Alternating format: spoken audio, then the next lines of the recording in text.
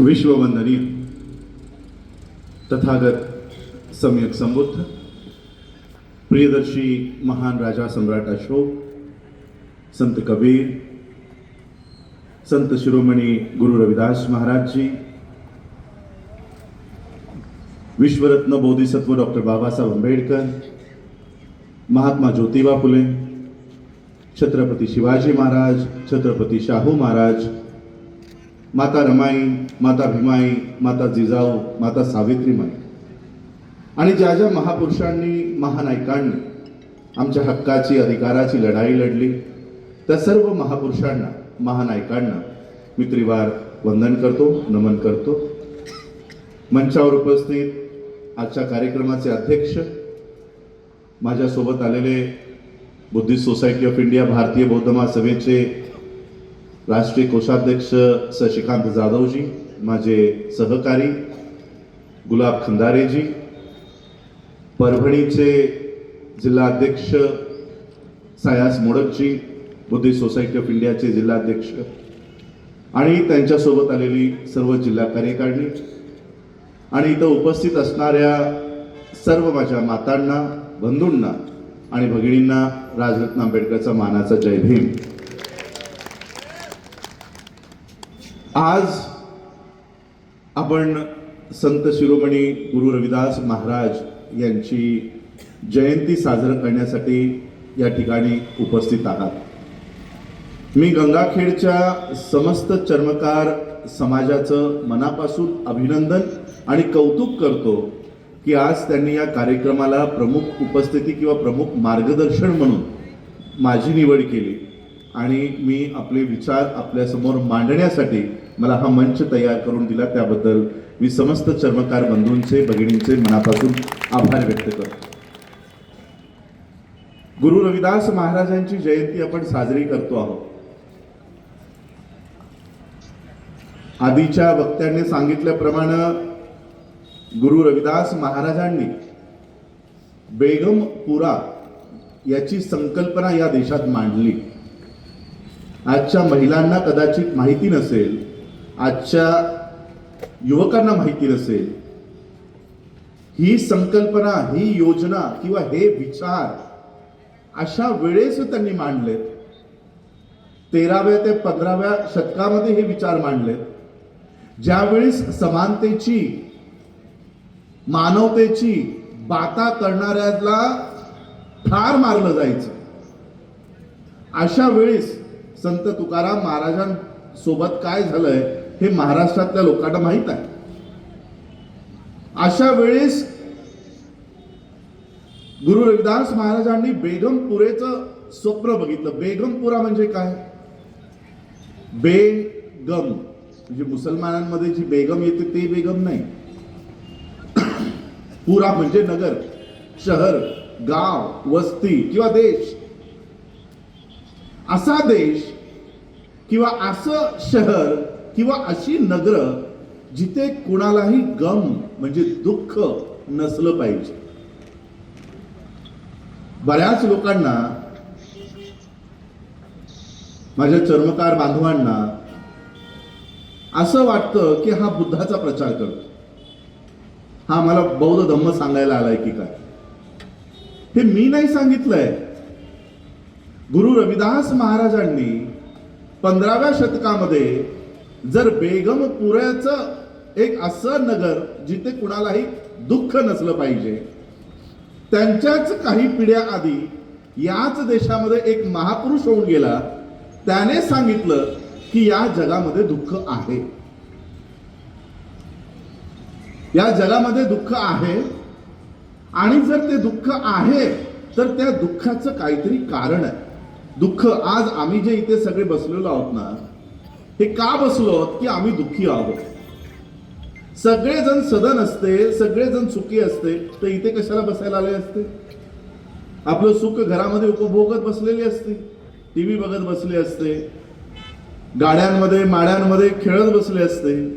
आम्ही सगळे दुःखी आहोत म्हणून आम्ही इथे विचार ऐकायला आलो की आम्ही या दुःखातनं कसे बाहेर पडू. तेच या देशात एका महापुरुषानं सांगितलं की या जगामध्ये दुःख आहे आणि ते दुःख असंच आलेलं नाहीये, त्या दुःखाचं काहीतरी कारण आहे आणि या दुःखातनं जर आपल्याला बाहेर पडायचं असेल तर आपल्याला काही कामं करावं लागणार आहेत, काही आचरण करावं लागणार आहे, त्या पद्धतीने आपल्याला चालावं लागणार आहे आणि त्या महापुरुषानं दुःख मुक्तीचा मार्ग दिला. गुरु रविदासांनी तेच सांगितलं की या जगामध्ये दुःख आहे, या देशामध्ये दुःख आहे आणि म्हणून आम्हाला एक असा देश तयार करायचा आहे, अशी नगर तयार करायची आहेत ज्याच्यात दुःख नसलं पाहिजे, एक बेगमपुरा तयार केला पाहिजे. मला सांगा, काय आज आपण ज्या भारतामध्ये राहत आहोत तो बेगमपुरा आहे का?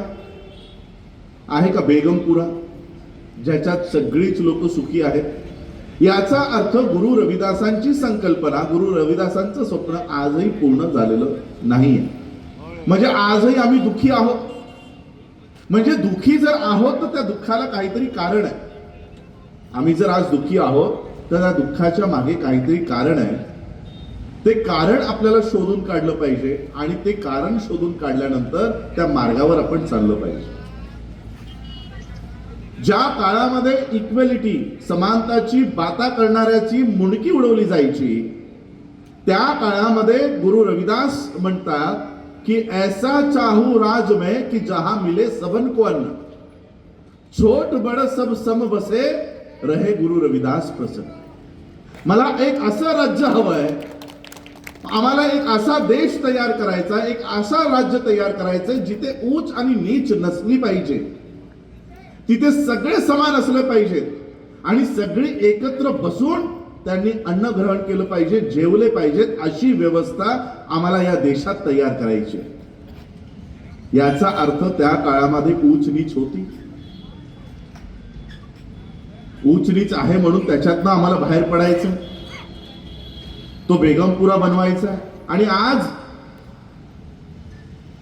खऱ्या अर्थानं मी तुम्हाला सांगतो, गुरु रविदासांचं हे जे म्हणणं आहे की ऐसा चाहू राज में कि जहां मिले सबन को अन्न, छोट बड़ सब सम बसे, रहे गुरु रविदास प्रसन्न, हे गुरु रविदासांचं स्वप्न या देशात जर कोणी पूर्ण केलं असेल तर ते आर्टिकल नंबर 17 लिहून डॉक्टर बाबासाहेब आंबेडकरांनी पूर्ण केलं की या देशातली उच्च नीच, अनटचेबिलिटी मी आजपासून नष्ट करत आहे आणि सगळी लोक समान असतील, इक्वल असतील, असा कायदा डॉक्टर बाबासाहेब आंबेडकरांनी तयार केला आणि गुरु रविदासांचं हे स्वप्न भारतात पूर्ण करण्याचं काम केलं. आज तुम्ही लोकांनी मला इथं आमंत्रण केलंय की बाबासाहेबांचा वंशज आपण गुरु रविदासांची जयंतीसाठी आपण आमंत्रित करूया. पण खऱ्या अर्थानं जर बघितलं, या देशाची एक वंशावळ आहे, आंबेडकर वंशावळ बाजूला ठेवा, या देशाची एक वंशावळ आहे, ज्या वंशावळीमध्ये बुद्धापासून जी वंशावळ सुरू होते ती मान्यवर काशीरामजी पर्यंत येऊन थांबते. बुद्धाने जे स्वप्न बघितलं, बुद्धाने जी संकल्पना मांडली की या जगामध्ये दुःख आहे आणि दुःख निवारणाचा मार्ग आहे, तोच दुःख निवारणाचा मार्गाचा प्रचार प्रसार या आम्हा सगळ्या संतांनी केलेला आहे. संत कबीर असो, संत गुरु रविदास असो, महात्मा फुले असो, छत्रपती शिवाजी महाराज असो. छत्रपती शिवाजी महाराजांनी या देशामध्ये हिंदू राष्ट्राची कधीही संकल्पना मांडली नाही. त्यांनी जी संकल्पना मांडली ती होती रयतेचं राज्य. रयत या शब्दाचा अर्थ काय? प्रजा. की या देशामध्ये प्रजेचं राज्य असलं पाहिजे आणि हेच प्रजेचं राज्य, प्रजासत्ताक दिन जो आपण साजरा करतो तो 26 जानेवारी 1950 हा प्रजासत्ताक दिन साजरा करतो. म्हणून एकमेकांचे स्वप्न, एकमेकांच्या संकल्पना या महापुरुषांनी पूर्ण केल्या आणि खऱ्या अर्थानं या देशाची जी वंशावळ आहे ती वैचारिक वंशावळ म्हणजे बुद्धानंतर संत कबीर असतील, गुरु रविदास असतील, महात्मा ज्योतिबा फुले असतील, छत्रपती शिवाजी महाराज असतील, डॉक्टर बाबासाहेब आंबेडकर असतील, मान्यवर काशीरामजी असतील, ही या देशाची खरी वंशावळ आहे ज्यांनी एकमेकांची आज जवळपास 1200 1200च्या वर ही वर्ष उलटून गेलेली आहे. आपण कितवी जयंती साजरी करतो? 649. जवळपास 650 वर्षानंतरही आपण गुरु रविदासांच्या फोटो समोर इथे बसलेलो आहोत. 650 वर्षानंतर. मला सांगा, गुरु रविदासांवर एखादी सिरियल टीव्हीवर चालते का? आहे? गुरु रविदासांच्या दोह्यांबद्दल एखाद्या तरी पहिलीपासून ते ग्रॅज्युएशन पर्यंत एक धडा तरी गुरु रविदासांवर आहे का? एक तरी आर्टिकल गुरु रविदासांबद्दल कोणता तरी न्यूजपेपर छापतो का?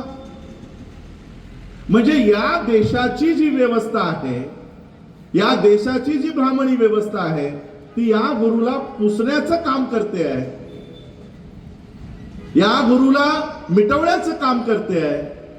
पण विचार करा की या गुरुच्या शिकवणीमध्ये, या गुरुच्या विचारधारेमध्ये किती ताकद असेल की या देशातली ब्राह्मणी व्यवस्था, ज्या संत शिरोमणी गुरु रविदास असतील, बाबासाहेब आंबेडकर असतील, बुद्ध असेल, त्यांना मिटवण्याचा प्रयत्न करत असतानाही या देशातली लोक मात्र त्यांच्या गुरूंना विसरू देत नाही. त्यांच्या विचारांमध्ये, त्यांच्या शिकवणुकीमध्ये किती ताकद आहे की ही सगळी व्यवस्था ज्यांना मिटवायसाठी तत्पर आहे, तरी देखील ती विचारधारा या देशातून मिटत नाही. मी तुम्हाला अजून एक माहिती देतो. कदाचित माझ्या महाराष्ट्रातल्या चर्मकार बंधूंना ही माहिती नसेल. बाबासाहेब ज्यावेळेस दिल्लीला स्थायिक झाले, करोल बाग मध्ये बाबासाहेब आंबेडकरांचं कॉलेज त्यांनी तिथे उभं केलं, हॉस्टेल उभे केले आणि मग करोल बागला तिथे जायचे आणि बाजूलाच चर्मकारांची वस्ती होती.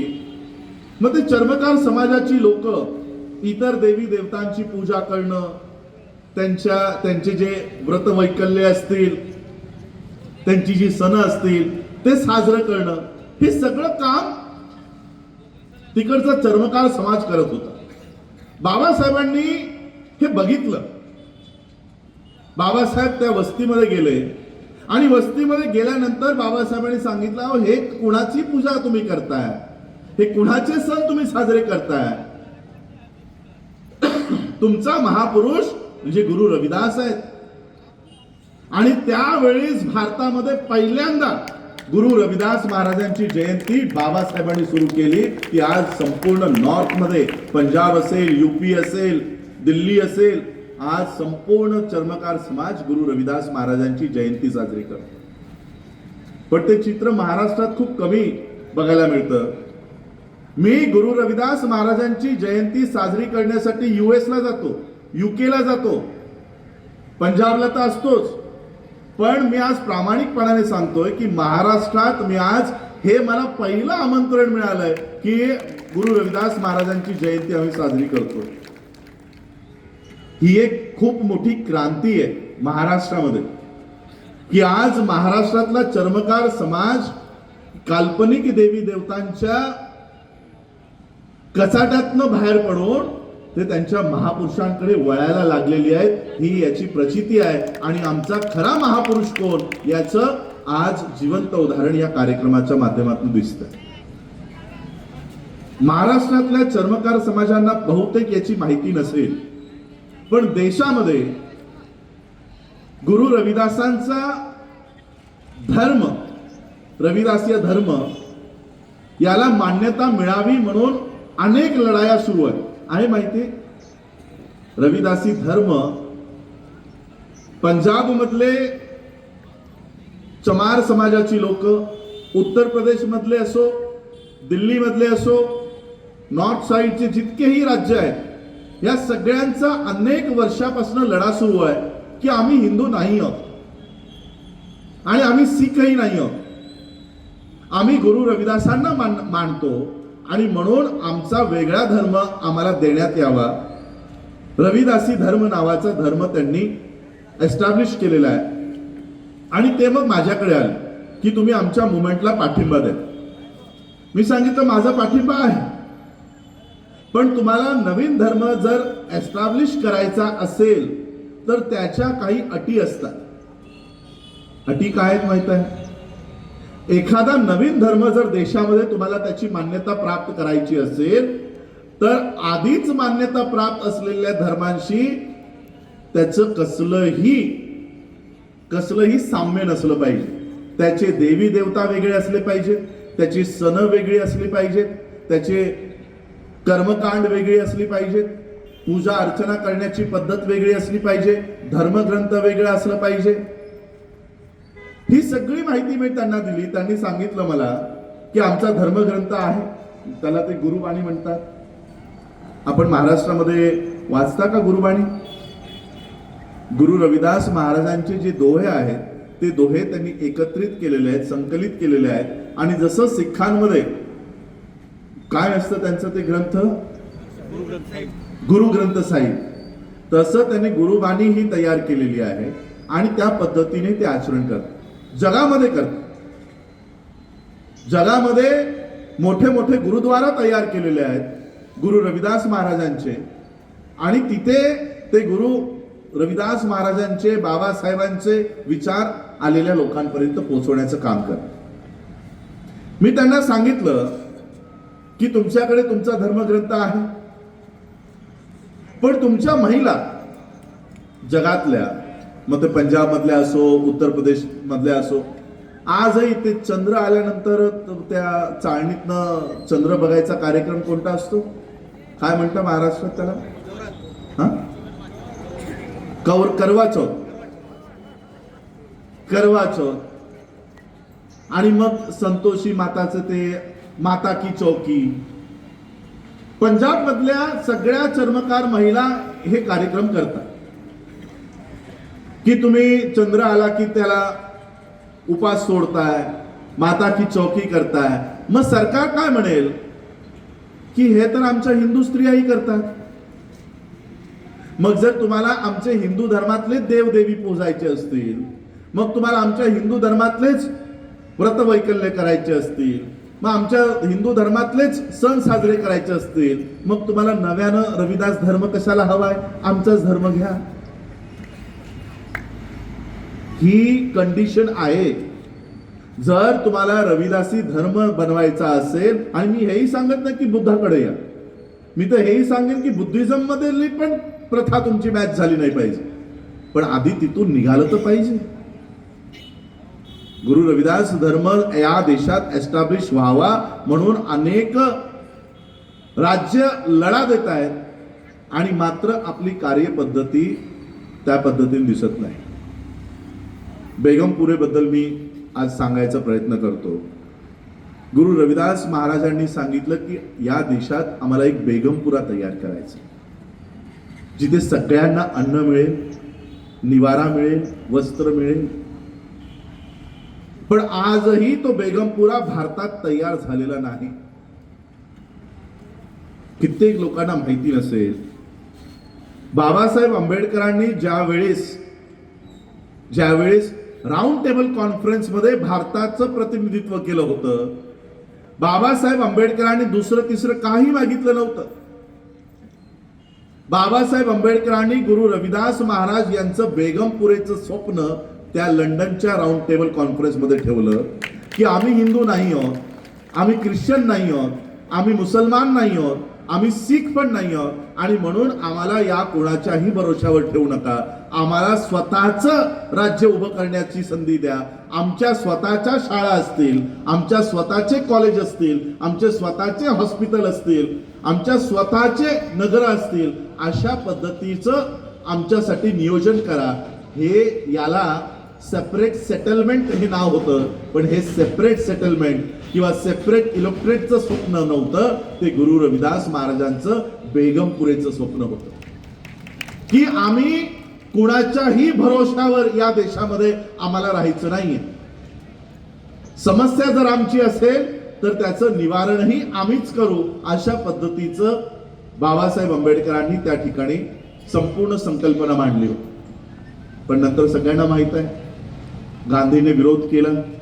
गांधी म्हणाले मी प्राण माझे देईन, पण हे बेगमपुरा उभी राहू देणार नाही, हे स्वप्न पूर्ण होऊ देणार नाही. आणि मग बाबासाहेब आंबेडकरांनी जिंकलेला बेगमपुरा किंवा जिंकलेला सेपरेट सेटलमेंट कॉम्युनल अवॉर्ड हा इंग्रजांना परत द्यावा लागला.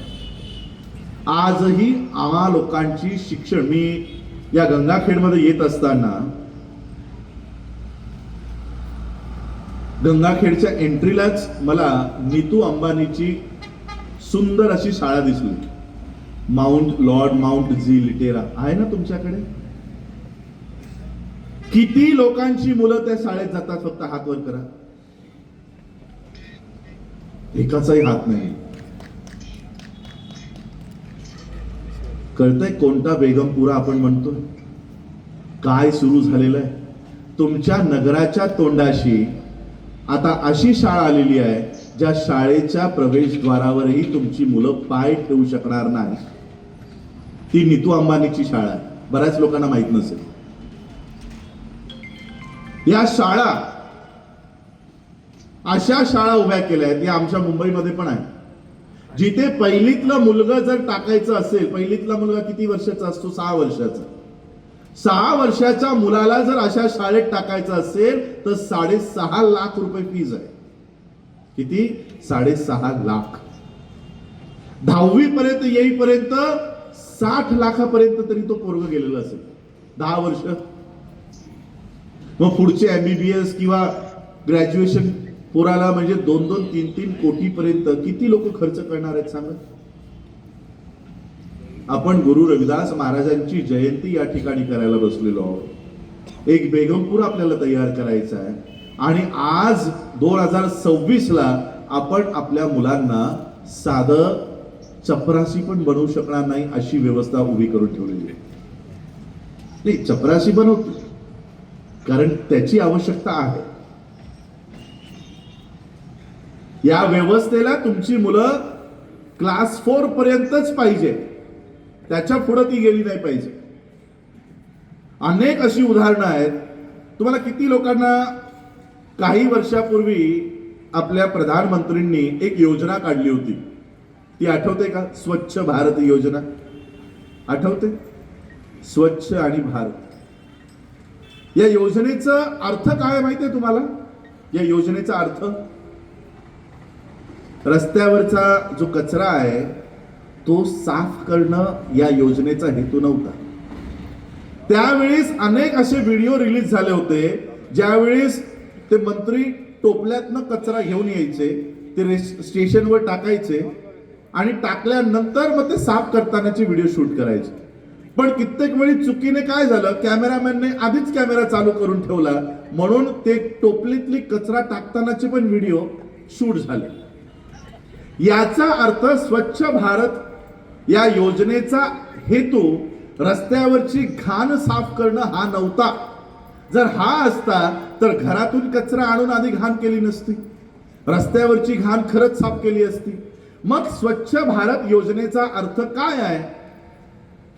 स्वच्छ भारत योजनेचा अर्थ होता की बाबासाहेब आंबेडकरांच्या संविधानामुळं जी लोक आरक्षण घेऊन क्लास 1, क्लास 2, क्लास 3 ऑफिसर्स बनलेली आहेत, IAS झालेली आहेत, कलेक्टर झालेली आहेत, अनेक सरकारी संस्थानांमध्ये उच्च पदावर गेलेली आहेत, ही घाण आधी साफ केली पाहिजे. यांना त्या पदावरनं मुक्त केलं पाहिजे, काढलं पाहिजे. ही खरी स्वच्छ भारत योजना होती. आज त्याच पद्धतीने शिक्षणामधून आमची लोक ही केवळ लेबर तयार होतील अशा पद्धतीची योजना सुरू आहे. एक 20 वर्षापूर्वी किंवा 30 वर्षापूर्वी एक साधा गरीब शेतकरी त्याच्या मुलाला डॉक्टर बनवू शकत होता. बाबासाहेबांनी सांगितलं, शिक्षण वाघिणीचं दूध आहे. जो कोणी हे दूध पियेल, जो कोणी हे दूध प्राशन करेल तो गुरगुरल्याशिवाय राहणार नाही. मग बाबासाहेबांनी सांगितलंय ना, मग आपली मुलं शिक्षित केली पाहिजेत. घरामध्ये एक वेळचं अन्न कमी खाऊ पण मुलाला शिक्षण देऊ असं पण आमच्या महिलांनी केलं. लोकांच्या शेतावर त्यांनी मजुरी केली असेल, घरामध्ये घरकाम केलं असेल, पण मुलगा शिकवला आणि शिकवलाच नाही, डॉक्टर तयार केला, इंजिनियर तयार केला. एका अडाणी बाईनं त्याचा मुलगा IAS ऑफिसर तयार केला. अशी चित्र या देशामध्ये आहे. आपले भूषण गवई त्यांच्या आईनं बघितलं, एक अडाणी बाईनं त्याचा मुलगा चीफ जस्टिस तयार केला की नाही, चीफ जस्टिस ऑफ इंडिया तयार केला. पण मला आज सांगा, आज हीच जी लोक आहेत डॉक्टर झालेली, इंजिनियर झालेली, ती त्यांच्या मुलांना डॉक्टर बनवू शकतात का? डॉक्टर व्हायचं असेल, नीट पास झाल्यानंतर जवळपास 2 ते 3 कोटी रुपये तुमच्याकडे डोनेशन म्हणून हवेत. नीट पास झाल्यानंतर, आधी तर नीट मध्येच तुम्हाला पास होऊ देणार नाही, तुम्हाला आधी कॉलेजेस देणार नाही. नॉर्थ मधल्या एका मुलानं की मला SC मधनं मी MBBS ची सीट मला मिळत नाहीये, मला जनरल मधनं मिळत नाहीये, मग कमीत कमी हँडिकॅप कोट्यातनं तरी मला MBBS ची सीट मिळावी म्हणून स्वतःचा पाय कापून घेतला. आजच्या विद्यार्थ्यांना पाय कापायची वेळ आली आहे, पण त्यांना सीट मिळत नाहीये, MBBS ची सीट मिळत नाहीये, इंजिनिअरिंगची सीट मिळत नाहीये. आणि ज्या कॉलेजेस मधनं MBBS आणि या इंजिनिअरिंगची मुलं पास होत आहेत, ती कॉलेजेस बंद केली जात आहेत. आत्ताचं उदाहरण आहे, 1 महिना पण नाही झालाय. काय त्या युनिव्हर्सिटीचं नाव आहे? माता वैष्णोदेवी युनिव्हर्सिटी. महाराष्ट्रातल्या बऱ्याच लोकांना हे माहित नसेल. त्या युनिव्हर्सिटी मधनं जास्तीत जास्त मुलं ही मुसलमानांची, अनुसूचित जातीची मुलं MBBS ला गेली, MBBS च्या सीटा त्यांना मिळाल्या म्हणून सरकारने ते युनिव्हर्सिटीज बंद करून टाकले. म्हणजे ज्या कॉलेजेस मधनं, ज्या युनिव्हर्सिटी मधनं तुमची मुलं MBBS होत असतील त्या बंद करायच्या आणि झी लिटेरा सारख्या शाळा उघडायच्या. या शाळेमध्ये तुम्हाला साधा पाय देखील ठेवता येणार नाही, अशी परिस्थिती या देशामध्ये तयार करून ठेवलेली आहे. मग आहे का आपण बेगमपुरेमध्ये आहोत का? हा बेगमपुरा आपल्याला तयार करावा लागणार आहे. ही 4% पण लोक नाहीये, 4% लोक नाहीये, त्यांनी संपूर्ण देश ताब्यात घेतलाय. आम्ही 80%च्या वर आहोत, पण आम्ही जाती जातीमध्ये, धर्माधर्मामध्ये एकमेकांच्या विरोधात उभे राहिलो. खूप मोठं डायव्हर्जन भारतामध्ये आहे. आपसामध्ये हिंदू, मुसलमान, अनुसूचित जाती, ज्याला आपण दलित म्हणतो, यांना भांडत ठेवलंय आणि हे आपल्यावर राज्य करतात. आम्हाला गुंतवून ठेवलंय क्रिकेट मॅच मध्ये, आम्हाला महिलांना गुंतवून ठेवलंय सिरियल मध्ये, मग गुंतवून ठेवलंय व्रतवैकल्यांमध्ये, आणि सगळ्या देशाचं बलिदान ही कुटुंब खात आहे. आणि बाहेर जाऊन सांगतात काय, ही नीतू अंबानी जिची ही शाळा आहे, ती भारताच्या बाहेर गेल्यावर काय म्हणते माहित आहे की I come from a land of Buddha. मी अशा देशातून आली आहे जो बुद्धाचा देश आहे. तिथे जाऊन कबूल करते, पण भारतात आल्यावर मात्र बुद्धाचं नावही घेत नाही. विचार करा, हे आम्हाला कुठं घेऊन चाललेले आहेत. आम्हाला जाती जातीमध्ये विभागून ठेवलंय. हा चमाराचा, हा महाराचा, हा मातंगाचा. आपसात भांडण की तुमचं सगळं रिझर्वेशन महार खातोय. मग मातंग आणि महारामध्ये भांडण, चांबार आणि महारामध्ये भांडण, जाती जातीमध्ये भांडण लावून ठेवलं. आम्हाला एकमेकांसोबत विचारांचा आधार प्रदान करू देत नाही. अशा अवस्थेत आम्हाला त्यांनी आणून ठेवलेलं. आणि म्हणून आम्हाला आता या सगळे जे डायव्हर्शन्स आहेत ते बाजूला सोडून आम्हाला ती वैचारिक पकड आम्हाला या देशात, महाराष्ट्रात उभी करावी लागणार. बाबासाहेब आंबेडकरांनी शेड्यूल कास्ट फेडरेशन ज्यावेळेस तयार केला, तेव्हा सगळ्या अनुसूचित जातीच्या लोकांना बाबासाहेबांनी एकत्र केलं होतं, सगळ्यांना एकत्र केलं होतं. आज आमचं ते काम आहे की सगळे अनुसूचित जातीतल्या ज्या जाती येत आहेत, 59 जाती महाराष्ट्रात आहेत, 59, पण आम्ही आपसातच एकमेकांचे पाय खेचतो. त्या पद्धतीने आम्हाला एक बेगमपुरा तयार करावा लागणार आहे. आज या ज्या शाळा उभ्या राहिल्या आहेत, त्या शाळेच्या माध्यमातून कसं गुलाम तयार करतात बघा. तुमचा मुलगा जातो सरकारी शाळांमध्ये आहे, इथे सरकारी शाळा आहेत का? उरल्या आहेत थोड्याशा आहेत. सरकारी शाळेमध्ये शिक्षक उपलब्ध नाही. शिक्षकांना काम काय दिलंय? जनगणना. मी स्वतः एका कॉलेजमध्ये आहे. आमचा निम्मा स्टाफ इलेक्शन ड्युटीलाच आहे. अजून आहे तुमच्याकडे इलेक्शन ड्युटीवाले? इलेक्शन ड्युट्या, वोटर लिस्ट, पोलिओ. आता तर पोलिओवाले दिसत नाही, नाही तर पोलिओचं कामही, पोलिओ ड्रॉप पाजायचं कामही. ही जी झाडं दिसतात ना ही रस्त्याच्या कडेने, प्रत्येक झाडावर एक बिल्ला आहे ना, बिल्ला. तो बिल्ला ठोकायचं काम पण शिक्षकांचंच आहे. म्हणजे ज्या शाळेमध्ये आमची मुलं शिकतायत तिकडच्या शिक्षकाला सगळी कामं दिली, फक्त शिकवायचं नाही. शिकवायचं नाही का? तर या मुलांना जर शिक्षण मिळालं तर यांच्यावरनं एखादा मुलगा डॉक्टर आंबेडकर होईल, म्हणून या लोकांना शिक्षण द्यायचं नाही, यांना शिकवायचं नाही. मी आमच्या काळामध्ये, म्हणजे मी काय जास्त पुरातन काळाचा नाही, 90च्या दशकामध्ये आम्ही शिक्षण घेतलं. त्यावेळेस साधं पार्लेजीचं बिस्किट पण आम्हाला शाळेत कोणी दिलं नाही. तुम्हाला मिळालं का कधी? तुम्ही शिक्षण घेतलं तेव्हा? आता आमच्या मुलांना दूध दिलं जातंय, बिस्किट दिलं जातंय, काय म्हणतात त्याला, मिड डे मील, खिचडी खाऊ घालून त्या मुलांना अक्षरशः झोपवलं जातं. मुलं खिचडी खाऊन पेंगतायत. अशी शिक्षणाची आमची परिस्थिती करून ठेवली आहे. आणि दुसरीकडे झी लिटेरा, सकाळीच उठल्यानंतर सूट बूट टाय कोटातून ते पोरग 6 वर्षाचं पोरग सूट बूट मध्ये जाणार. त्याच्या दप्तरात पाटी नाही, ते लॅपटॉप का काय आलेत ना,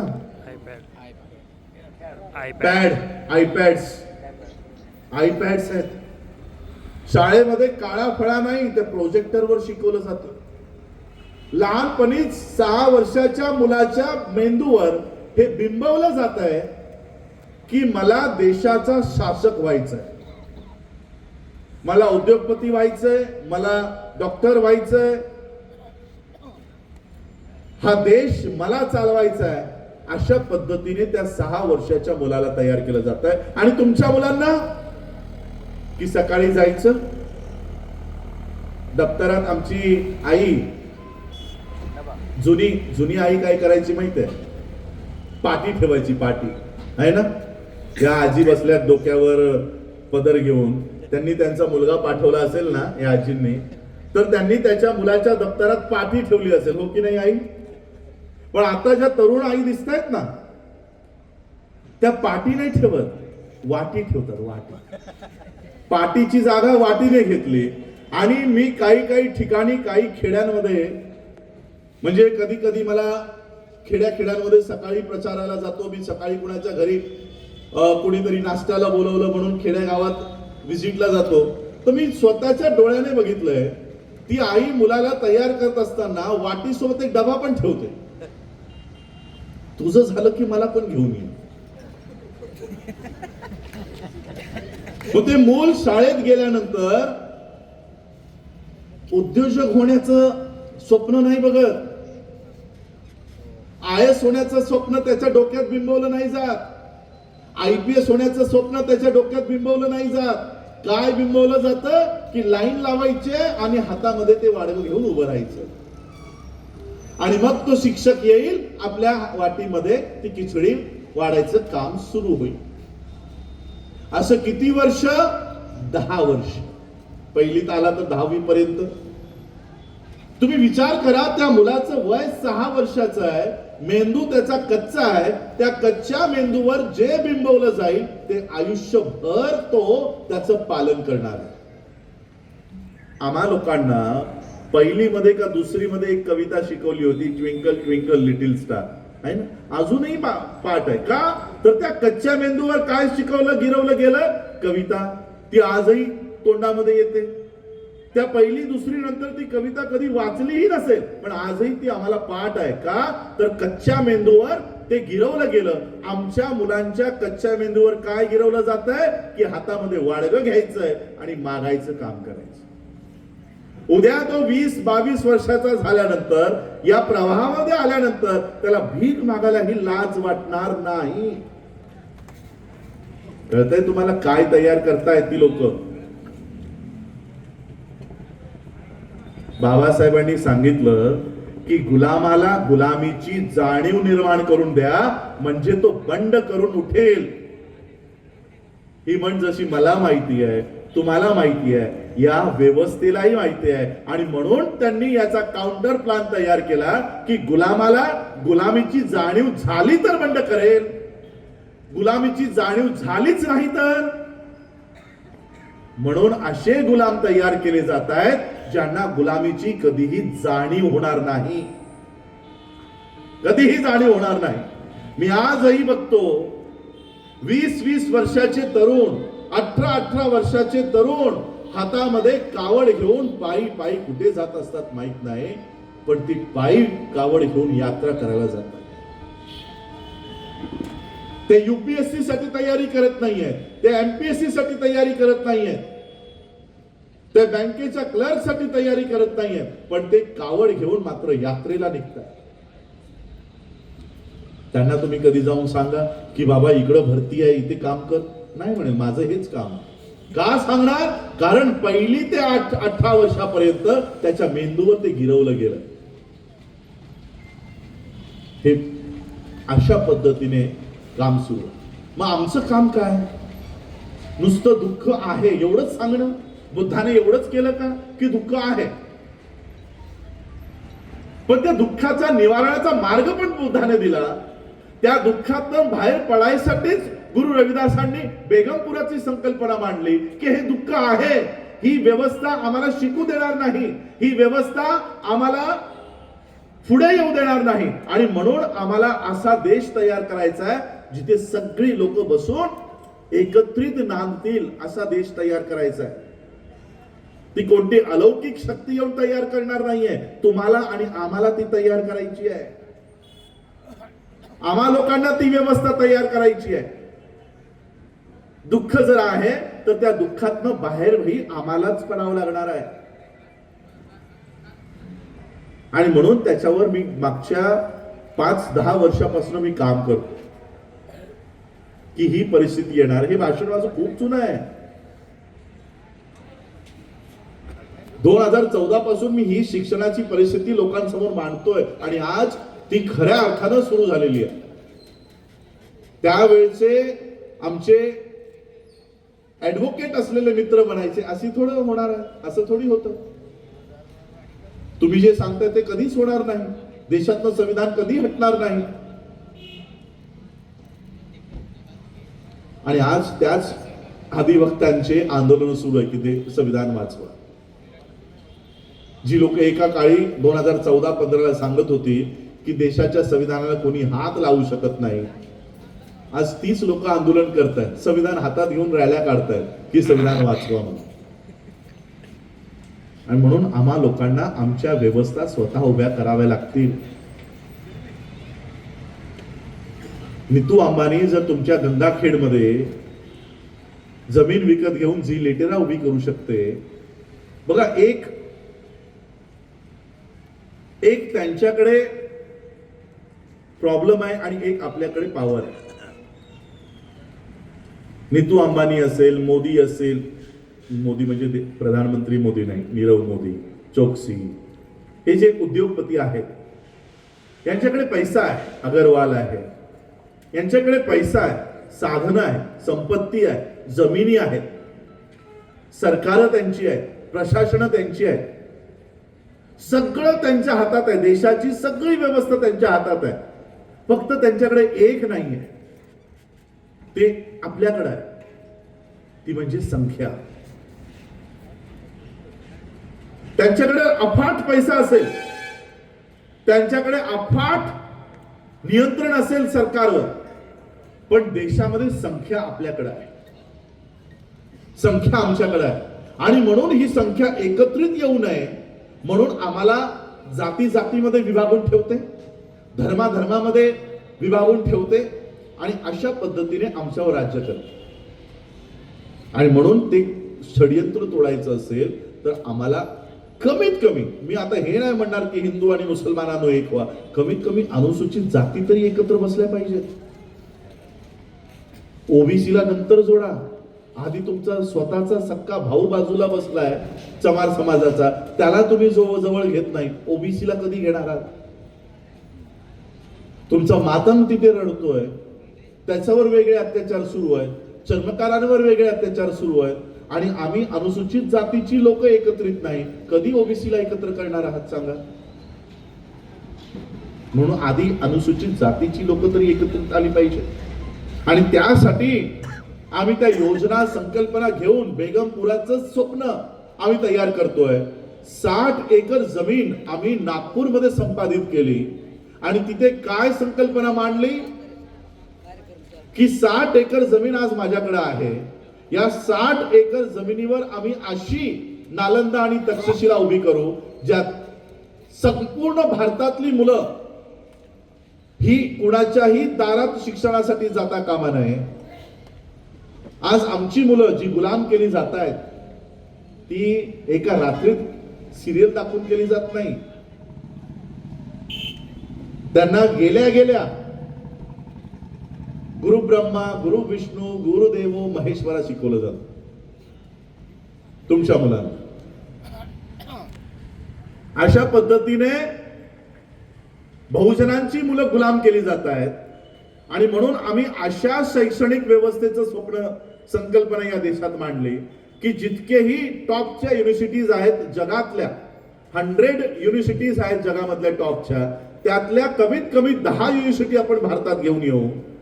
त्यांचा अभ्यासक्रम, त्यांच्या परीक्षा, त्यांचं सर्टिफिकेट हे आपल्या भारतीय मुलांना मिळेल. कारण भारतातला प्रत्येक मुलगा US मध्ये, UK मध्ये, ऑस्ट्रेलियामध्ये, कॅनडामध्ये जाऊन शिकू शकत नाही, दर वर्षाला 30-35 लाख रुपये टाकू शकत नाही.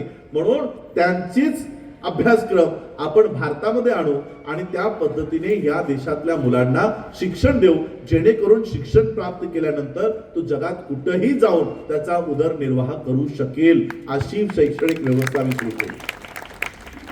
सुरू करत आहोत. आणि एक अट ठेवली की बाकीच्या शाळांमध्ये गुरु ब्रह्मा गुरु विष्णू शिकवलं जातं, आम्ही ब्राह्मणांच्याही मुलांना प्रवेश देऊ. आम्ही खास करून बौद्ध झालेली लोक ही समोरच्याची जात कोणती आणि धर्म कोणता ही कधीही बघत नाही, की समोरचा कोणत्या जातीचा आहे कोणत्या धर्माचा आहे. विचार त्याचे समतावादी असतील तर तो आमचाच, बस एवढाच क्रायटेरिया असतो. आणि म्हणून आम्ही ठेवलं की ब्राह्मणांच्याही मुलांना प्रवेश दिला जाईल, पण सुरुवात गुरु ब्रह्मा गुरु विष्णूने नाही, बुद्धम शरणम गच्छामीने केली. बुद्धाने कधीही सांगितलं नाही की मला शरण जा. बुद्धम शरणम गच्छामी याचा अर्थ मी या जगातल्या कोणत्याही गोष्टीला शरण जात नाही, मी केवळ माझ्या बुद्धीला शरण जातो, केवळ माझ्या बुद्धीला शरण जातो. अशा पद्धतीची शैक्षणिक व्यवस्था आम्ही या देशात उभी करत आहोत. बऱ्याच लोकांना माहित नसेल की आपण ज्या व्यवस्थेच्या विरोधात आज आहोत किंवा जी व्यवस्था तुम्हाला गुलाम करते आहे त्यांना शक्ती देण्याचं काम तुम्हीच करताय, त्यांना बळ देण्याचं काम आम्हीच करतोय. आम्हीच त्या पद्धतीने त्यांना शस्त्र धार करून त्यांच्या हातात देतो आणि सांगतो की कापा आमचा गळा. आमचा गळा कापायला आम्हीच त्यांना शस्त्र धार करून देतो. मी मॅनेजमेंटचा विद्यार्थी आहे. मॅनेजमेंटमध्ये 3 वर्षाचे 5 वर्षाचे कोर्स असतात ह्युमन रिसोर्स डेव्हलपमेंटचे. मानव संसाधन हे आपण जे सगळे बसलेलो आहोत ना, हे सगळे ह्युमन रिसोर्स आहोत. ज्या ह्युमन रिसोर्सला वापरण्यासाठी त्याला डेव्हलप करण्यासाठी 5-5 वर्षाचे ऑक्सफोर्ड आणि कॅम्ब्रिजचे कोर्सेस आहेत. या देशातली ब्राह्मणी व्यवस्था एका मिनिटात आमचा वापर करते. कसलाही कोर्स करायची त्यांना गरज नाही. एका मिनिटात आमचा वापर ते करते. कावड यात्रा टाकून दिली, आमची मुलं तिथे. एखादी दंगल पेटवली, आमची मुलं तिथे. हा ह्युमन रिसोर्स फुकटात ती लोक वापरतात. आणि म्हणून हा ह्युमन रिसोर्स जर आपल्याला त्यांच्या या मुवमेंट मध्ये जाण्यापासून वाचवायचा असेल तर शिक्षणाशिवाय आपल्याला पर्याय नाही.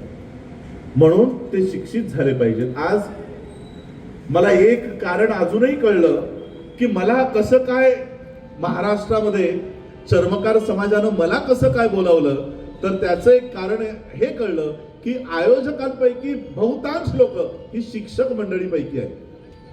ते शिकले, त्यांना कळलं की आमचा दोस्त कोण आहे आणि दुश्मन कोण आहे. त्यांना कळलं आणि म्हणून आज त्यांनी मला या ठिकाणी आमंत्रित केलं.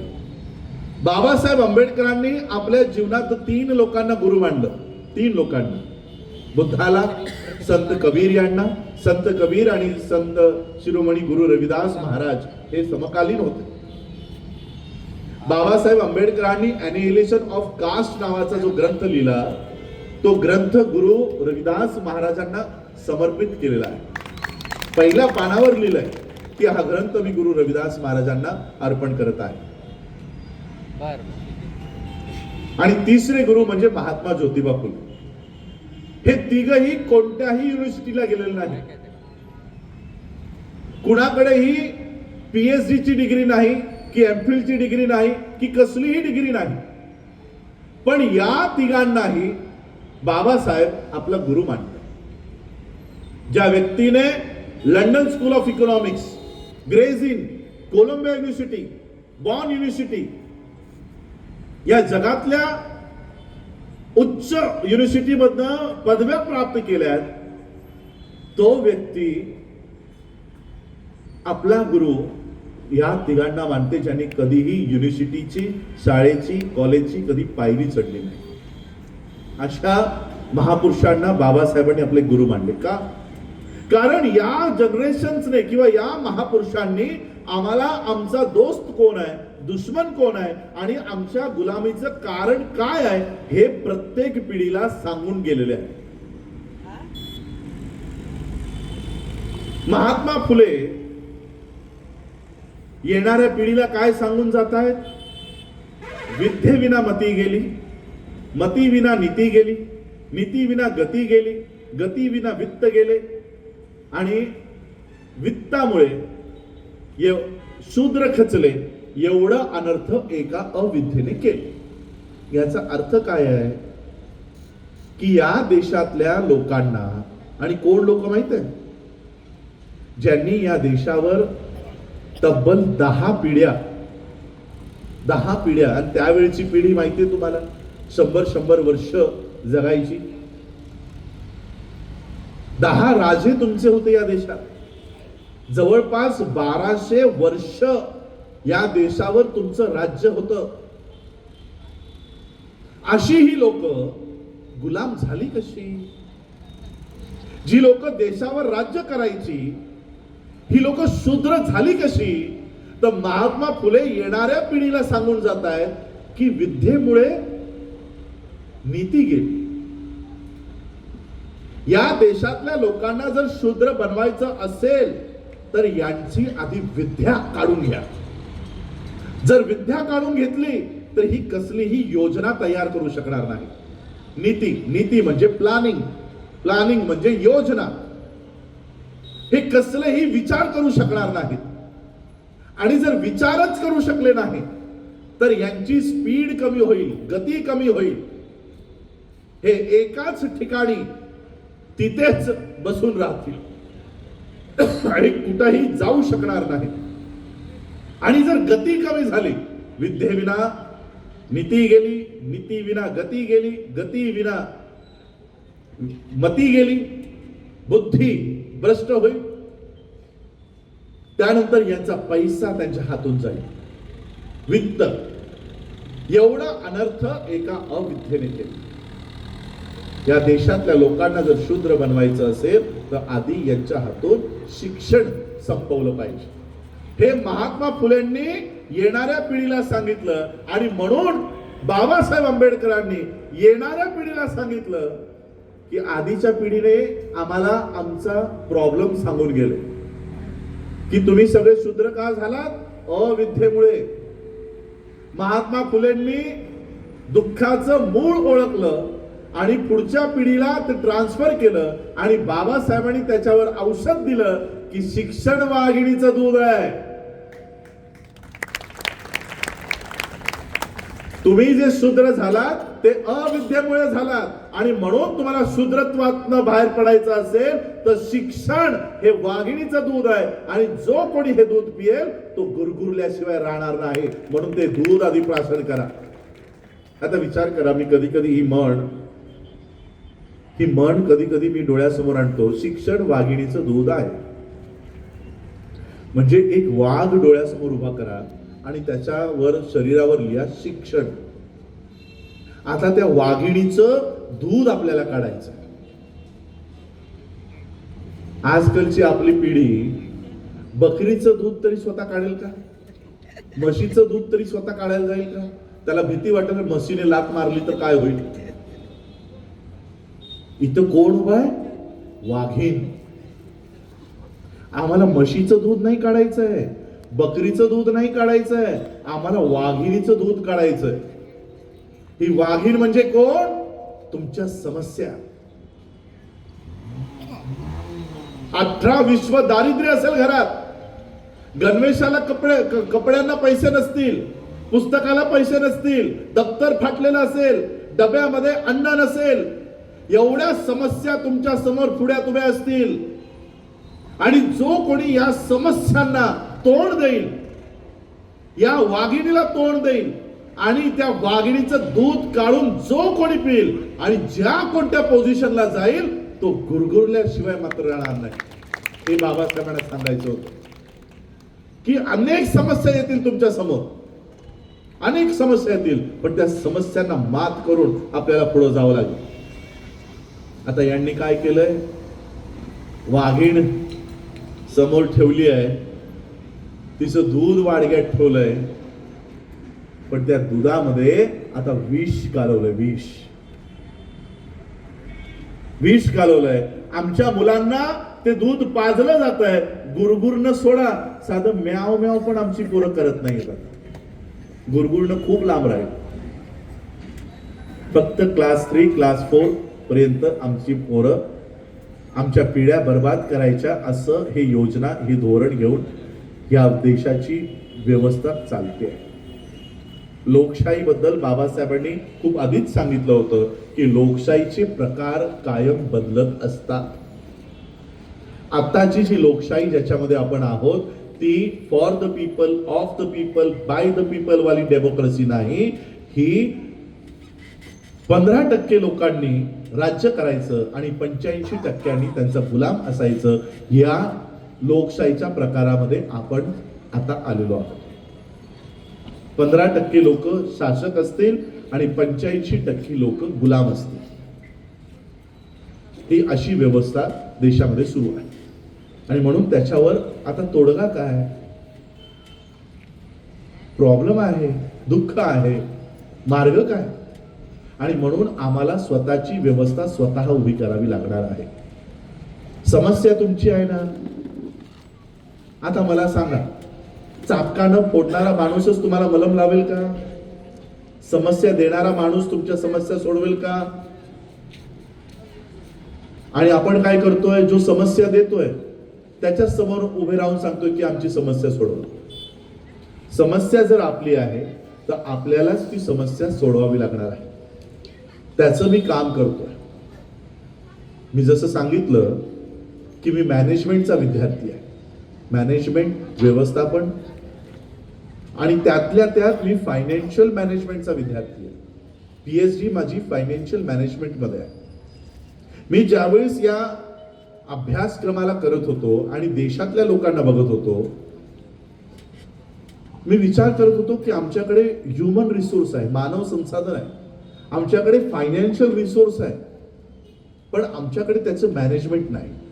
आमचं मॅनेजमेंट ब्राह्मणांच्या हातात आहे. ते सांगणार आम्हाला की तुम्ही 10 मुलं तयार करा, पोरं पैदा करा. ते एकही करणार नाही. देशाचा प्रधानमंत्री स्वतःच्या बायकोला त्रास देणार नाही. नको बाबा, तिला लेबर पेनला मराठीत काय म्हणतात, गर्भ यातना, तिला नको ते गर्भ यातना. पण तुमच्या महिलांना त्रास व्हावा, तुमची मुलं टीबीने मरावी, तुम्हाला सांगतील 10 मुलं तयार करा. त्यांना आयती मिळतात ना, त्याला पोसायचं तुम्ही, त्याच्या लसीकरण तुम्ही करायच्या, त्याला शाळेत तुम्ही घालायचं, त्याच्या कपडे तुम्ही आणायचे, त्याला पैदा आम्ही करायचं, सगळं आम्ही करायचं आणि वापर ती करणार. आयती जर त्यांना मुलं मिळत असतील, त्यांनी कशाला पैदा करायची? पैदा तुमच्याकडून करून घ्यायची, व्यवस्थापन त्यांच्याकडे आहे. आता आम्ही, हे झालं ह्युमन रिसोर्स, फायनान्शियल रिसोर्स. पैसा तुम्ही कमवायचा, नोकरी तुम्ही करायची, शेतावर काम तुम्ही करायचं, घरकाम तुम्ही करायची, ही छोटी छोटी दुकानं तुम्ही उभी करायची, या दुकानांचं भाडं तुम्ही भरायचं, सकाळपासून रात्रीपर्यंत तुम्ही त्या काउंटरला बसायचं आणि जो पैसा तुम्ही कमवाल तो आमच्या बँकेत ठेवायचा. ते मला सांगा, अडाणीला कधीतरी हातात बॅग घेऊन कोणत्या तरी ऑफिसला जाताना बघितलंय का? बघितलं? कोणत्या तरी ऑफिसला गेलाय का? हे बघा, मी तुम्हाला आता माझी नाही, जे बातम्या इंग्लिश न्यूजपेपर आहेत त्याचं तुम्हाला सांग. जो माणूस ज्याने 10 ते 5 पर्यंत कधीही नोकरी केलेली नाही, कोणताही दुकान टाकून त्याच्यावर 24 तास बसला नाही, त्या माणसाला स्टेट बँक ऑफ इंडिया नावाची तुमची आमची सगळ्यांची सहकारी बँक किती लोन देते हे मला माहिती नाही, पण किती लोन माफ करते याचा आकडा माझ्याकडे आहे. हे बघा, आता नवी मुंबईमध्ये एक नवीन एअरपोर्ट बनलंय, माहित आहे? मुंबईमध्ये एक एअरपोर्ट बनलंय. ते एअरपोर्ट बनवण्याचं काम अडाणीने केलं. अडाणीने केलं आणि अडाणीने ते काम केलं म्हणून स्टेट बँक ऑफ इंडियाने अडाणीचे 12,770 करोड रुपये जे लोन त्याला दिलं होतं त्यातले 12,770 करोड रुपये माफ केले. किती रुपये माफ केले? 12,770 करोड. आम्ही 12 लाख आजपर्यंत बघितलेलं नाही. 12,770 करोड रुपये काय म्हणून माफ केले? की देश हितामध्ये काम करतो माणूस, देश हितामध्ये काम करतो. अरे बघ, आमचा हा दुकानदार पण सकाळपासून संध्याकाळपर्यंत ते मेडिकल चालवतोय, लोकांना गोळ्या औषधं देतोय, तो पण तर देश हितामध्ये काम करतोय. मग त्याने जर लोन घेतलंय ते SBI माफ का नाही करत? आमच्या दुकानदारांनी तिकडे जाऊन SBI ला विचारलं पाहिजे की बाबा, मी पण तर लोकांना सेवा देतोय, माझं 12,000 रुपयाचं लोन माफ करा. 1 महिना जर तुम्ही लोन फेडलं नाही तो 1200 रुपये अजून तुम्हाला चार्ज लावेल की वेळेत लोन भरलं नाही. आता एक साधा प्रश्न, आमचा कसा वापर केला जातोय त्याचा उदाहरणाचा एक साधा प्रश्न.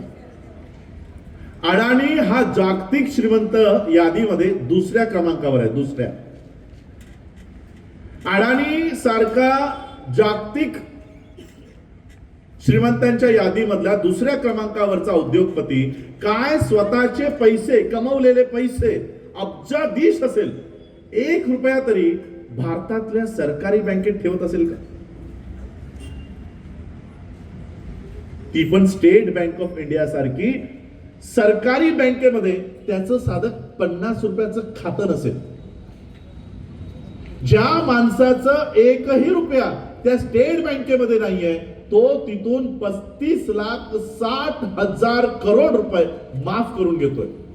हे मी नाही सांगत आहे, द हिंदू नावाचा इंग्लिश न्यूजपेपर आहे, त्या न्यूजपेपरमध्ये ही बातमी आहे की आजपर्यंत अडाणीचे 35,60,000 रुपये फक्त एका SBI ने माफ केलेले. बाकी कोणत्या सरकारी बँकेने किती माफ केलेत माहिती. हा पैसा जो SBI उचलून अडाणीला देते तो कुणाच्या खिशातनं आला, कोणी ठेवले आहेत? हे सगळे जे तुम्ही आम्ही लोक इथे बसलेलो आहोत ना, त्याचे 100 रुपये, 500 रुपये, 1000 रुपये केवळ, मी जरा हिंदूंचे पैसे नाही मोजत त्याच्यात, केवळ अनुसूचित जातीचे 140 करोड लोकांचा देश आहे, त्याच्यातनं 22% लोक जर अनुसूचित जातीचे आहेत तर 30 कोटी लोक, पॉइंट मध्ये मी 30च कोटी धरतो, 30 कोटी लोक जर 1000 रुपये जरी या स्टेट बँकेत ठेवतात तरी देखील 1000 रुपये ठेवले तरी 30,000 करोड रुपये आमचे बँकेत. आम्ही काय केलं? आम्ही केवळ पैसे कमवण्याच्या मागे लागलो. नोकरी करायची आहे, शिक्षण घ्यायचं, IAS व्हायचं, IPS व्हायचं, क्लर्क व्हायचं, पिऊन व्हायचं, सरकारी कर्मचारी व्हायचं, पगार घ्यायचा, आलेला पगार सरकारी बँकेत. सगळ्यांचे इथे UPI आहे, सगळे आजकाल आले की स्कॅन करतात, पेमेंट करतात, पण तो पेमेंट जातो कुठून? बँकेतून. हे सगळे पैसे आमचे जे पडले आहेत हे सगळे या ब्राह्मणी व्यवस्थेच्या हातात आहे. ते विचार करतात एका रात्रीत मला कुणाला द्यायचं. आता मला सांगा, या परभणीमध्ये एक तरी अशी बँक मला दाखवा जी बहुजनांनी तयार केलेली आहे. सांगा, आहे की जी बँक बहुजनांना उद्योग व्यवसाय करायला पैसे देते, जी बँक बहुजनांना डॉक्टर होण्यासाठी, MBBS होण्यासाठी शैक्षणिक कर्ज देते? एकही नाही, भारतात एकही नाही. माझ्याकडे त्याचे लेखी पुरावे आहेत. माझ्याकडे एक विद्यार्थिनी आली, मुंबईमध्ये DY पाटील नावाचं मेडिकल कॉलेज आहे, त्या मेडिकल कॉलेजमध्ये तिला स्वतःच्या मेरिटवर तिला सीट मिळाली. एकही रुपया डोनेशन द्यावं लागलं नाही. 98% 12वी सायन्सला मिळाले होते, नीट मध्ये पास झाले म्हणून तिला ऍडमिशन मिळालं. ऍडमिशन मिळाल्याच्या 3 वर्षानंतर ती माझ्याकडे आली आणि तिने सांगितलं की सर, मला 3 वर्ष परीक्षेला बसू दिलं नाही. म्हणलं का? तर एका वर्षाची फी 30 लाख रुपये आहे, 5 वर्षाचा कोर्स. 3 वर्षानंतर जेव्हा तिला कॉलेजमधून काढायची भूमिका घेतली तेव्हा ती माझ्याकडे आली की 30 लाख प्रमाणे मी 3 वर्षाची फी भरली नाही. 30 लाख प्रमाणे 3 वर्षाची किती झाली? 90 लाख. बोलो 2-3 लाखाची मदत असती तर आम्ही करू शकलो असतो. 90 लाख रुपये कुठून देणार? 90 लाख रुपये कुठून देणार? मी तिला सांगितलं SBI मध्ये सरकारची बँक आहे, सरकारी योजना आहे, शैक्षणिक कर्ज आहे, तुम्ही ते कर्ज घ्या, शैक्षणिक कर्ज घ्या. तिने मला SBIचं पत्र दाखवलं. SBI ने लिहिलं, तुमच्याकडे तारण ठेवण्यासाठी काही नाही म्हणून आम्ही तुम्हाला लोन देऊ शकत नाही. म्हणजे आम्ही जर लोन मागायला गेलो तर काय म्हणतात? तुमचा सिव्हिल स्कोर चांगला नाही, तुमच्याकडे तारण ठेवायला काही नाही, आणि अडाणीचं खातं नसताना मात्र सगळा पैसा त्याला दिला जातो. म्हणजे आम्ही फक्त लागलो ते पैसे कमवण्यासाठी. पण ज्या डॉक्टर बाबासाहेब आंबेडकरांनी प्रॉब्लेम ऑफ रुपी नावाचा ग्रंथ लिहिला आणि त्या ग्रंथावर रिझर्व्ह बँक ऑफ इंडियाची स्थापना झाली, त्यांना मानणाऱ्या लोकांनी मात्र स्वतःची बँक उभी केली नाही. पैसा आमची समस्या बिलकुल नाही, उलट पैसा खूप आहे, तो ठेवायला जागा नाही. म्हणून आम्ही दुसऱ्यांच्या ओंजळीत पदरात तो पैसा ठेवतोय. आणि म्हणून माझं काम एवढंच आहे, मी सुरुवातीला भाषण करताना बोलायचो, माझे ज्यावेळेस MBA पूर्ण झालं त्यावेळेस माझे मित्र मला टोचायचे, बोलायचे की अरे एवढी चांगली नोकरी तुला मिळत असताना तू ही नोकरी सोडून कुठं समाजात फिरतोयस, कुठं लोकांना समजवायला जातोयस, नोकरी कर. त्यावेळेस 2010ला वर्षाला प्रोबेशन पिरियड मध्ये मला 8 लाखाचा पॅकेज होता, तो आज 30 ते 35 लाखाचा वर्षाला पॅकेज झाला असता. बँकेचा मॅनेजर म्हणून मी त्यावेळेस अपॉइंट झालो होतो. मी त्यावेळेस विचार केला की आज जर मी ही नोकरी स्वीकारली तर सकाळपासून संध्याकाळपर्यंत मला या बँकेचं व्यवस्थापन करावं लागेल आणि मला माझं शिक्षण जे बाबासाहेबांमुळे मिळालंय ते स्वतःच्या परिवाराचं उदरनिर्वाह करण्यासाठी नाही. माझ्या शिक्षणावर पहिला अधिकार माझ्या आईचा, माझ्या वडिलांचा, माझ्या पत्नीचा किंवा माझ्या मुलांचा नाहीये. माझ्या शिक्षणावर पहिला अधिकार माझ्या समाजाचा आहे. कारण या समाजाची एक सीट घेऊन मी तिकडे गेलोय. ही सगळी लोक त्या कॉलेजमध्ये येऊन बसू शकत नाहीत, म्हणून त्यांनी मला त्याचा प्रतिनिधी म्हणून मला त्या कॉलेजमध्ये पाठवलंय की जा तू शिक, तू शिकून आल्यानंतर आमच्या भल्याचं काम तू कर, म्हणून त्यांनी मला तिथे पाठवलंय. मग मी माझ्या मित्रांना सांगितलं मी माझ्या शिक्षणाचा वापर या बँकेच्या व्यवस्थापनासाठी करणार नाही, माझ्या समाजाच्या व्यवस्थापनासाठी करेन. आणि ते काम आम्ही सुरू केलं आणि आज कमीत कमी महाराष्ट्रामध्ये त्याची सुरुवात झालेली आहे. ठाणे जिल्ह्यामध्ये, नागपूर जिल्ह्यामध्ये या 2 ठिकाणी या कोरोना पिरियड मध्ये, आता तुम्ही लोक इथे बसलेला हे मॅनेजमेंटच आहे. एवढी लोक आलीत. ह्युमन माइंडची एक कॅपॅसिटी आहे. 8 तासाच्या वर मी काय जे तुम्हाला बोललोय ते तुमच्या लक्षात राहणार नाही. ह्युमन ब्रेनची तेवढीच कॅपॅसिटी आहे. 1 वर्षानंतर मी जर इथे पुन्हा आलो ना तर तुम्हाला वाटेल हा मागच्या वर्षी आला होता, काहीतरी बोलला होता, काहीतरी चांगलं बोलला होता, बस एवढंच लक्षात आहे. काय बोललो होतो हे माहित नाही राहणार. म्हणून ही आलेली लोक ही यांना काहीतरी योजना देऊन जाणं, यांना काहीतरी विचार देऊन जाणं हे माझं पहिलं काम आहे. गुरु रविदास असतील, तथागत बुद्ध असतील, बाबासाहेब असतील, हे केवळ भाषणबाजी करत नव्हते, लोकांना विजन देत होते. विजन, दृष्टी देत होते. बेगमपुरा बनवायचा आहे. आजही आम्ही ते बोलतोय का तर आजपासून 15व्या शतकात गुरु रविदास बोलून गेले होते की आम्हाला बेगमपुरा बनवायचा आहे. त्यांनी ती दृष्टिकोन दिला, म्हणून आज आम्ही त्याच्यावर काम करतोय. या कोरोना पिरियड मध्ये आम्ही विचार केला, आम्हाला विचारायला त्यावेळेस संधी मिळाली की आमच्याकडे पैसा आहे, पैसा आमची समस्या नाही, तो ठेवायचा कुठं ती आमची समस्या आहे. आणि म्हणून त्यावेळेस आम्हाला तो वेळ मिळाला. सगळे पेपर वर्क केले. 1 कोटी रुपये मी दिल्लीच्या रजिस्ट्रारला दिले आणि doctor Bhimrao Ramji Ambedkar multi state cooperative बँकेची निर्मिती केली आणि आज त्याच्या 2 शाखा दिमाखात उभ्या आहेत 2 जिल्ह्यांमध्ये. मला बाकी सगळ्या जिल्ह्यांमध्ये यायचं, सगळ्या जिल्ह्यांमध्ये यायचं, पण आमच्याकडे तेवढी अजून ताकद नाही जेवढी अंबानीकडे आहे. ते एका रात्रीत एवढी मोठी शाळा बांधू शकतात, आम्ही ती ब्रांच बांधू शकत नाही. लोकांपर्यंत तो विचार घेऊन जायचा. कोणताही टीव्हीवर ऍड द्यायला गेलो तर 10 सेकंदाचे 12 लाख रुपये,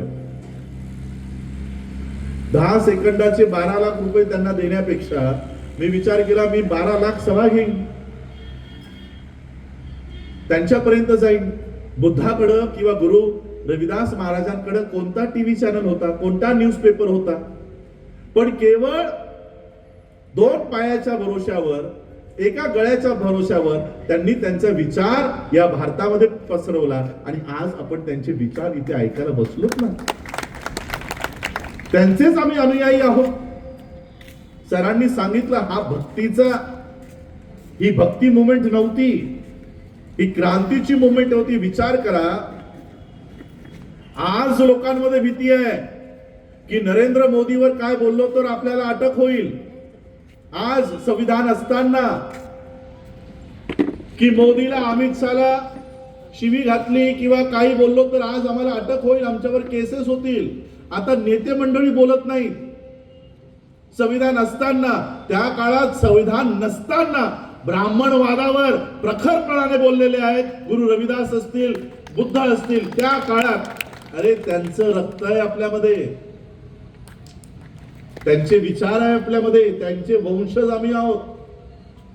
हे काय मोदी आणि अमित शहाची भीती आम्हाला दाखवतात? आम्ही लोक कोण आहोत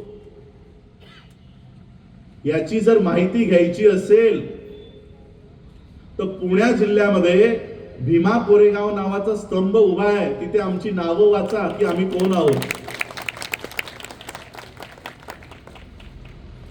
आणि म्हणून मी तुम्हा लोकांना सांगतोय, दुःख आहे हे मान्य करा. आम्ही जर आज पाऊल उचललं नाही, तुमची येणारी पिढी अदृश्य मटकं आणि झाडू घेऊन तयार होईल. अदृश्य. त्या पद्धतीने या देशाची वाटचाल सुरू आहे. त्यांना फक्त गुलाम हवेत. या देशाचे हे तुमचे रस्ते साफ करणारा लेबर त्यांना हवा, तेवढं शिक्षण तुम्हाला देतील. तुमच्या पान टपऱ्या चालवण्यासाठी, तुमचे रेल्वे स्टेशन साफ करण्यासाठी, तुमचे रेल्वेतल्या त्या बाथरूम मध्ये आणि त्या बोगींमध्ये साफसफाई करण्यासाठी त्यांना लोक हवीत, लेबर हवा, तेवढं शिक्षण ते देतील. रेल्वेमध्ये क्लास 4च्या वर भरती सुरू नाही, ती पण मला वाटतं कॉन्ट्रॅक्ट बेसिसवर गेलेली आहे. हे माझे सगळे शिक्षक मंडळी इथे बसलेली आहे. शिक्षणाचं खूप मोठ्या प्रमाणात खाजगीकरण सुरू आहे. चंद्रपूर जिल्ह्यामध्ये सगळे जे सरकारी शाळा आहेत ते लॉर्ड माउंट नावाच्या अडाणीच्या संस्थेला देऊन टाकलेले आहे चालवण्यासाठी. चंद्रपूर जिल्हा पहिला जिल्हा महाराष्ट्रातला जो ठरला, त्याने संपूर्ण सरकारी शाळा अडाणीला दिलेल्या आहेत ऑफिशियली. येणाऱ्या काळात कशाला, ऑलरेडी तो GR आहे. सरकारी कर्मचारी बसलेत का इथे? सरकारी कर्मचाऱ्यांना आता सरळ सेवेमध्ये भरायचं नाही. नागपूरमध्ये एक एजन्सी आहे, त्या एजन्सीकडे सगळी पदं ही तुम्हाला दिली जातील. त्यांच्याकडे मागणी करायची. मला वाटतं कोणत्या तरी ग्रामपंचायतीला किंवा कोणत्या तरी जिल्ह्याला तलाठी देखील कॉन्ट्रॅक्ट बेसिसवर देण्यात आलेला आहे. उद्या तुमचा कलेक्टरही हा परीक्षेत न येणार नाही, RSSच्या मुख्यालयात नाही. ही सगळी परिस्थिती तोंड काढून वासून आमच्या समोर उभी आहे आणि आम्ही जात जात खेळतोय. मी महार, हा चांभार, हा मातम.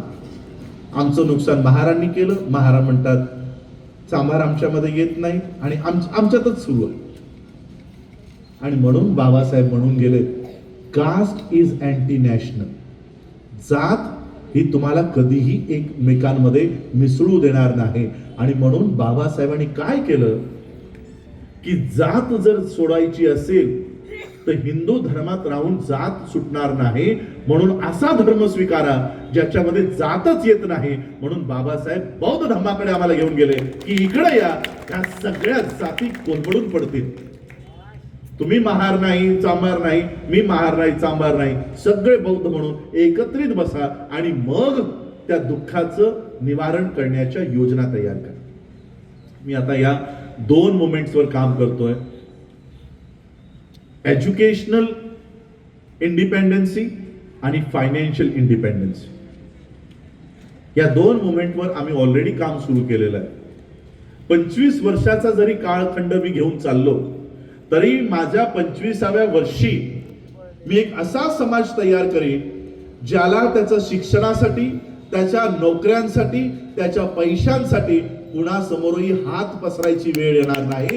अशा बेगमपुरा आम्ही खऱ्या अर्थानं जर गुरु रविदास महाराजांना अभिवादन करायचं असेल तर केवळ जयंती करून चालणार नाही. आमचा बेगमपुरा तयार करूनच गुरु रविदास महाराजांना आदरांजली आपल्याला वाहावी लागणार. मगच आम्ही गुरु रविदासांचे खरे अनुयायी आहोत. आम्ही भक्त नाही आहोत. अनुयायी आपल्या पूर्वजांचं काम पूर्ण करतात. आणि मला तुम्ही प्रामाणिकपणाने सांगा, गुरु रविदासांचं बेगमपुरा बनवण्याचं स्वप्न पूर्ण झालंय का नाही झालंय? आत्ताच्या परिस्थितीला बघता या देशात बेगमपुरा नांदतोय असं वाटतं तुम्हाला? नाही. आणि म्हणून तो बेगमपुरा आपल्याला तयार करावा लागेल. म्हणून मी, कारण मला पुन्हा 10 तास प्रवास करून जायचंय, मी अधिकचं भाष्य करणार नाही. आज गुरु रविदास महाराजांच्या जयंती निमित्तानं तुम्ही मला या ठिकाणी बोलावलं आणि खरं मला अभिमान वाटला. आयोजकांचं सगळे, त्यांनी मला मी विचारलं तुमची नावं सांगा, सगळ्यांची नावं घेण्याला. त्यांनी सांगितलं आमचं कुणाचंही नाव घ्यायची गरज नाही, समस्त चर्मकार समाज एवढं नाव घ्या बस, आमची सगळ्यांचं का. आणि खरंच मला अभिमान वाटला. मी पंजाबमध्ये जातो, उत्तर प्रदेशला जातो, दिल्लीमध्ये जातो, चर्मकार समाज मला आदरानं बोलावतो. मी पहिल्यांदा ज्यावेळेस तिकडे गेलो मला वाटलं ही सिखांचं गुरुद्वारा आहे. महाराष्ट्रामध्ये त्या पद्धतीने बघायला मिळत नाही आणि मला काहीच माहित नाही. 2017-18 साली 17 साली गेलो, मला वाटलं सिखांनी काहीतरी कार्यक्रम घेतलाय बाबासाहेबांच्या जयंतीचा. मी बोललो सिख कसं काय बाबासाहेबांची जयंती करतायत? ते म्हणे आम्ही सिख नाही आहोत, आम्ही रविदासी समाजातली लोक. रविदासी म्हणजे? मग त्यांनी सांगितलं की आम्ही सिख धर्माकडे गेलो, अनुसूचित जातीतली चमार, तिकडची चमार, की आम्ही सिख व्हायला गेलो, पण सिखांनी सांगितलं की तुम्ही खालच्या जातीतले आहात, म्हणून तुमची पंगत वेगळी असेल, तुम्ही वेगळी पंगतीत बसा, तुम्ही वेगळ्या ठिकाणी बसा, तुम्हाला वेगळे गुरुद्वारा आम्ही बनवून देऊ, तुम्ही त्या गुरुद्वारामध्ये जाऊन तुमची प्रार्थना करा, आमच्या सिखांच्या गुरुद्वारेमध्ये यायची गरज नाही. मग तिकडच्या क्रांतिकारी चवारांनी काय केलं की जो धर्म आम्हाला या गुरुद्वारेमध्ये वेगळा बसायला लावतो, आमची पंगत वेगळी करतो, आम्हाला असला धर्म नको, आणि म्हणून त्यांनी गुरु रविदास उचलले आणि स्वतःचा धर्म उभा केला, स्वतःचे गुरुद्वारे उभे केले. ही माहिती त्यांनी मला दिली आणि ही माहिती बऱ्याच महाराष्ट्रातल्या लोकांना माहिती नसावी. आज गुरु रविदास महाराज आणि बाबासाहेब आंबेडकर ही दोघांचे फोटो गुरुद्वारामध्ये असतात. मी ते बघून आश्चर्यचकित झालो की एखाद्या गुरुद्वारेमध्ये बाबासाहेबांचा फोटो कसा काय लावला जातो. मग त्यावेळेस मला लक्षात आलं की अनुसूचित जातीची चमार जातीतली लोक सिख धर्माकडे वळली होती, पण सिखांनी त्यांना मानाचं स्थान दिलं नाही, म्हणून त्यांनी त्यांचा वेगळा धर्म उभा करायचं काम केलं आणि आज तो जगात गेलेला आहे, जगात गेला. मी तुम्हा लोकांनाही त्या पद्धतीने आव्हान करतो की स्वतःची आज ही जी लढाई सुरू आहे ही कल्चरची लढाई सुरू आहे, संस्कृती. बाबासाहेब आंबेडकरांनी जसं महात्मा फुलेंनी येणाऱ्या पिढीला सांगून गेले की तुम्ही शूद्र का झालात, तसं बाबासाहेब तुम्हाला सांगून गेलेत की तुमचा दुश्मन कोण आहे. बाबासाहेब येणाऱ्या पिढीला सांगून गेलेत की या देशातली लढाई काय आहे. या देशातली लढाई काँग्रेस वर्सेस बीजेपी नाही. या देशातली लढाई राहुल गांधी वर्सेस नरेंद्र मोदी नाही. बाबासाहेब म्हणतात history of India is nothing but battle between Buddhism and ब्राह्मणिझम.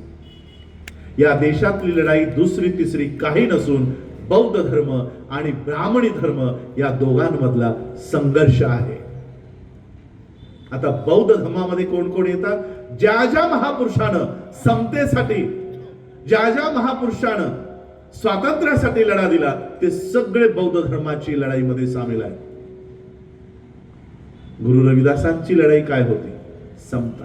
ऐसा चाहू राज में कि जहां मिले सबन को अन्न, छोट बड़ सब सम बसे, रहे रविदास प्रसन्न. सगळा हा देश हा इक्वल असला पाहिजे ही गुरु रविदासांची शिकवण, हीच शिकवण ही शिकवण तथागत बुद्धांची, आणि तीच शिकवण संविधानात अंगीकृत केली डॉक्टर बाबासाहेब आंबेडकरांनी. आणि म्हणून तुम्ही तुमची लढाई ओळखली पाहिजे. एवढंच सांगून मी आज या सभेमध्ये आपलं भाषण आवरतं घेतो. आज गुरु रविदास महाराजांच्या जयंतीला मला समस्त चर्मकार बंधूंनी या ठिकाणी आमंत्रित केलं, त्याबद्दल त्यांचे आभार व्यक्त करतो. आणि विशेष आभार आपल्या लोकांचे, की एखादं सुंदर लेक्चर चालू असावं आणि प्रत्येक विद्यार्थी मन लावून ऐकावं, अशा पद्धतीने तुम्ही लोकांनी मला प्रतिसाद दिला, त्याबद्दल प्रत्येकाचा आभार व्यक्त करतो आणि थांबतो. जय भीम, नमो बुद्धाय, गुरु रविदास महाराज की जय. ते आहे